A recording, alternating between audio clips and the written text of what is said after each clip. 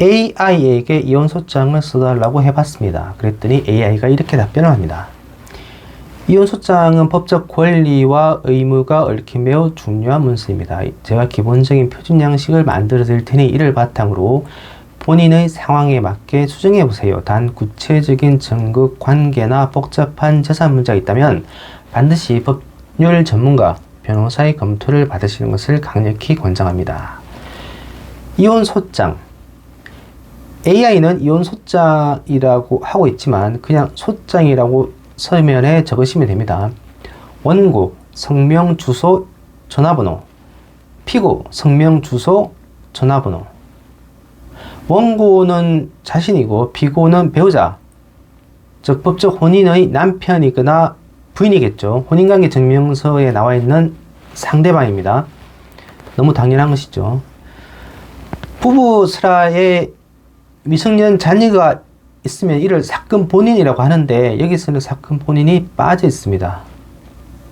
아마도 제가 부부간에 미성년 자녀가 있는 경우 이혼 소장을 했다면 나왔을 텐데 제가 그렇게 말하지 않아서 단순히 이혼 소장을 써달라고 했더니 저렇게 나온 것 같습니다. 청구 취지 1. 원고와 피고는 이혼한다. 2. 피고는 원고에게 위자료로 금 얼마 및 이에 대하여 이 사건 소장 부분 송달일 다음 날부터 다 갚는 날까지 연 12%의 비율에 의한 돈을 지급하라. 3. 피고는 원고에게 재산 분할로 금 얼마 및 이에 대하여 이 판결 확정 다음 날부터 다 갚는 날까지 연 5%의 비율에 의한 돈을 지급하라. 4. 사건 본인들의 친권자 및 양육자로 원고를 진행한다. 5. 피고는 원고에게 사건 본인들의 양육비로 이 판결 확정 다음 날부터 사건 본인들이 각 성년에 이르기 날 전날까지 1인당 월 금 얼마 원을 매월 말일에 지급하라. 6. 소송 비용은 피고가 부담한다. 7. 제2항, 제5항은 가집행할 수 있다. 라는 판결을 구합니다. 1부터 7까지인데 그 말은 간단히 생각하면 7가지의 권리를 청구한다는 것입니다. 그런데 실질적으로 보면 4가지죠. 이혼, 위자료, 재산분할, 친권 양육권입니다. 이 4가지를 좀 더 간단 명료하게 이해하기 위해서는 이 4가지가 병합되어 있다는 것을 생각하시면 됩니다. 이 4가지가 각각의 청구 이유를 가지는데 이 4가지를 섞어서 생각하면 정리가 되지 않고 헷갈리죠. 예를 들어서 상대방에게 이혼의 책임이 많으니 당연히 이쪽이 재산 분할 비율이 높을 거라고 생각하는 것. 2가지를 섞었죠. 이혼과 재산 분할을 섞어버리면 헷갈립니다. 따로따로 생각해야 되죠. 또 예를 들면 상대방에게만 이혼의 책임이 있으니 친권 양육권은 당연히 이쪽을 가지는 거 아니냐 라고 생각할 수 있는데 이것도 이혼과 친권 양육권을 섞었죠. 이러면 헷갈립니다. 따로따로 생각해야 되죠. 그래서 이하에서는 청구 원인으로 이 4가지에 관해서 주장을 하게 되는데 제일 첫 번째로 나오는 것이 이혼 사유입니다. 청구 원인 1. 혼인관계의 파탄. 원고와 피고의 혼인 시기 및 자녀 유무 등 간략한 혼인 생활 배경 작성. 이혼을 결심하게 된 결정적인 사유. 예.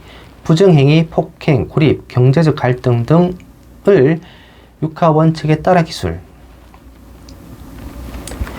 AI는 이렇게 이혼 사유에 대해서 간단하게 말하고 있지만 사실 이렇게 간단한 것이 아니죠. 이혼 사유 한 가지만 이야기해도 몇 시간을 얘기할 수 있는 주제입니다. 제가 몇 년간 서울 중구에 있는 가정상담센터에서 상담을 했었습니다. 그러면 대부분 상담자가 제일 처음 물어보는 것이, 즉 가장 궁금해하는 것이 자신의 사연이 이혼 사유가 되는지, 이혼 청구가 가능한지, 결론적으로 보면 이혼 판결을 받을 수 있는지를 가장 궁금해했습니다. 일단 먼저 법 규정을 살펴보죠. 이혼에 관한 것은 민법 제840조에 규정되어 있습니다. 민법 제840조 재판상 이혼 원인. 부부의 일방은 다음 각호의 사유가 있는 경우에는 가정부문에 이혼을 청구할 수 있다. 제1호 배우자의 부정한 행위가 있었을 때, 이는 간통뿐만 아니라 부부의 정조 의무를 저버린 일체 행위를 말합니다. 제2호 배우자가 악의로 다른 일방을 유기한 때, 정당한 이유 없이 부부의 의무를 저버리고 상대방을 방치하는 경우죠. 제3호 배우자 또는 그 직계 존속으로부터 심히 부당한 대우를 받았을 때, 이는 신체적인 폭행뿐만 아니라 정신적 학대도 포함합니다. 제4호 자기의 직계 존속이 배우자로부터 심히 부당한 대우를 받았을 때, 비슷한 거죠. 제5호 배우자의 생사가 3년 이상 분명하지 아니한 때, 생존 여부가 확인할 수 없는 상태가 3년 이상 지속되면 이혼을 청구할 수 있다. 그런 얘기죠. 제6호 기타 혼인을 계속하기 어려운 중대한 사유가 있을 때, 제1호부터 제5호까지는 상대적으로 좀 더 구체적으로 나와 있는데 제6호는 그렇지 않죠. 그래서 각자의 이혼 사유들에 대해서 먼저 그것이 제1호부터 제5호까지 해당하는지를 살펴보고, 그것이 있지 않다면 저 제6호에 해당할 수 있는지, 즉 포섭될 수 있는지가 각자의 이혼 사유에 관한 어떤 핵심적인 쟁점이 될 것입니다. 제가 말씀드리고 싶은 것은, 상담자 100명이 있으면 100가지의 사연이 있고, 그 사연들이 하루 이틀 갑자기 생긴 것은 아니고 상대방과 살아온 세월 동안 이렇게 켜켜이 쌓인 것일 텐데, 그 안에 충분히 이혼을 청구할 사유가 있지 않을까요? 혼인을 하고 살다가 이혼을 생각하고, 또 결국에는 이혼 상담을 하러 변호사를 만나러 왔는데, 당연히 각자에게 이혼을 청구할 사연이 아마 있을 겁니다. 제일 궁금해 하시는 것이 각자의 상담 내용이 이혼 사유가 되는지, 이혼 판결을 받을 수 있는지인데, 제가 상담을 하면서 느낀 점은 각자에게는 각자만의 특별한 이혼 사유가 있더라 라고 하는 것입니다. 그러면 그 다음에 오는 질문은 뭘까요? 각자의 사연들을 어떻게 판사님한테 알릴 것인가? 즉 어떻게 각자의 사연을, 이혼 사유를 증명할 것인가의 문제가 나옵니다. 결혼 생활 중에 보면 다툼이 있을 수 있고, 불만, 말싸움, 몸싸움, 생각의 차이라든가 성격 차이, 어떤 부당한 대우 또는 어떤 서러움, 이런 것들이 있을 텐데, 이런 것들이 생길 때마다 그것들을 기록하거나 또는 녹화를 하거나 하지 않기 때문에 증명의 문제가 발생하는 거죠. 증명의 문제에 있어서 가장 먼저 생각해 보실 것이, 이혼 소송을 제기했을 때 상대방이 이혼에 동의하는 경우입니다.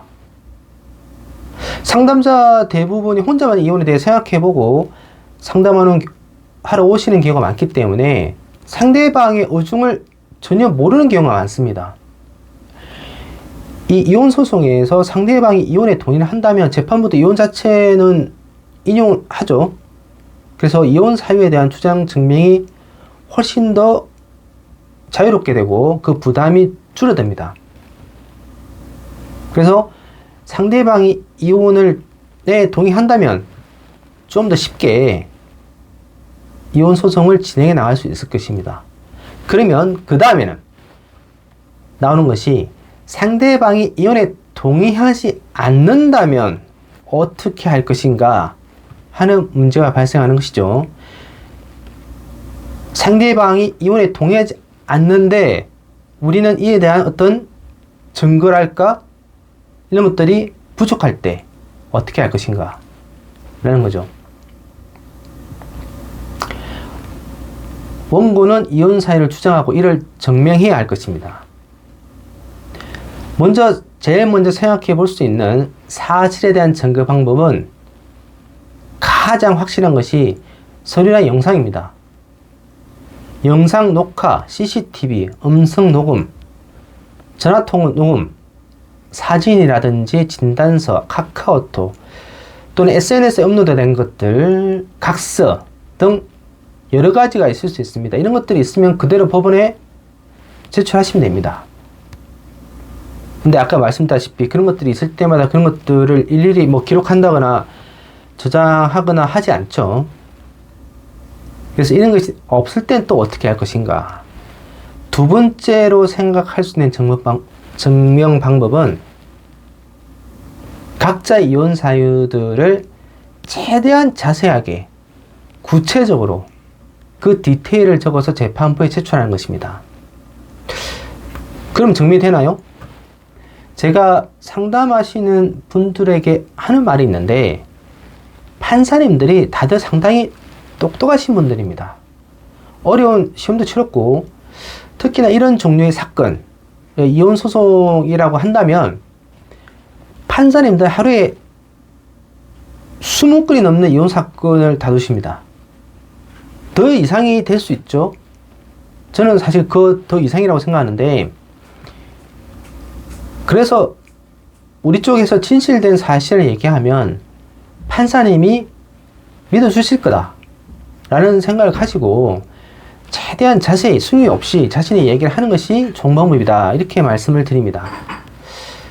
이런 경우가 있습니다. 당사자가 부부싸움이 있었던, 분쟁이 되었던 사실을 최대한 자세하게 얘기하면 상대방도 마냥 그런 사실이 없었다고는 할 수가 없으니 그 상황이 왜 발생했는지, 자신이 왜 그렇게 행동했는지에 대한 변명을 아주 자세히 적어서 서면을 제출하는 경우가 있을 수 있습니다.